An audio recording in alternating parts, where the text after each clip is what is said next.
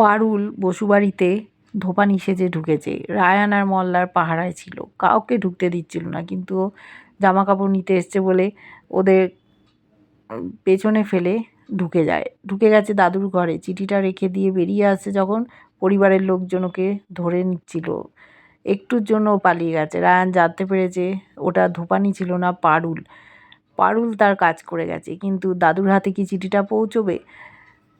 ও জানাতে চায় যে নাতি আড়ালে কী করছে। নাতি বদ সঙ্গে পড়েছে, তাকে শোধরানোর একটা ব্যবস্থা করছে।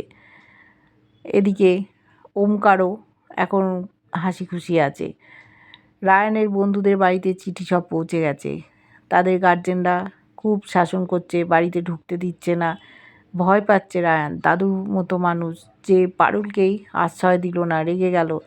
রায়ান আর মল্লারের যদি চিঠি আসে তাহলে কি করবে, সেই ভয়ে ওরা দরজায় পাহারায় ছিল।